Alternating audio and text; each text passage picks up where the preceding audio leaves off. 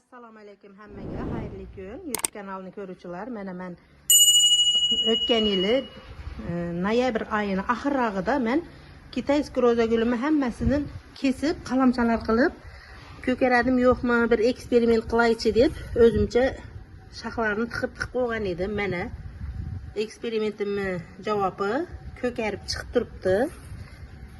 Har biri mana ko'karib 2-3 tadan novda chiqyapti.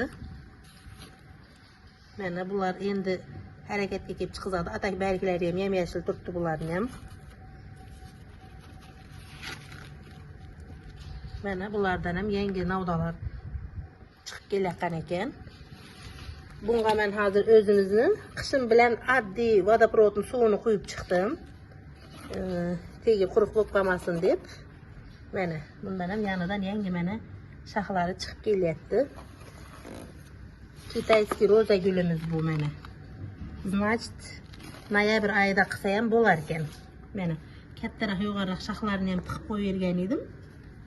Gruntga o'zimizni gruntga oddiy gruntga ekib qo'yganman. Qapdagi magazinda sotadigan qapdagi gruntni shunga ekib qo'yganman. Mana endi buni qanaqa o'sib ketayotganini men sizlarga qanday o'sib, qanaqa nima bo'layotganlarini hammasini videoga olib tashab turaman. Bu endi bahar keldi, xudo xolasa bugun mana 4-aprel.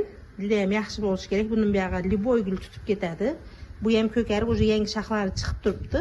Xudo xolasa hammasi ko'karib ketadi degan umiddaman. Men sizlarga buni qo'yib boraman video obzor qilib. Kitayskiy roza gulimiz ham bilasizlar, ochilishi ham chiroyli, barigi ham chiroyli. Ochilishidan ham burun guli tez to'kilib ketadi-yu, bu bariklari chiroyli turadi. Hammaga xayrli kun. Keyingi videolarda ko'rishguncha sog' omon bo'linglar.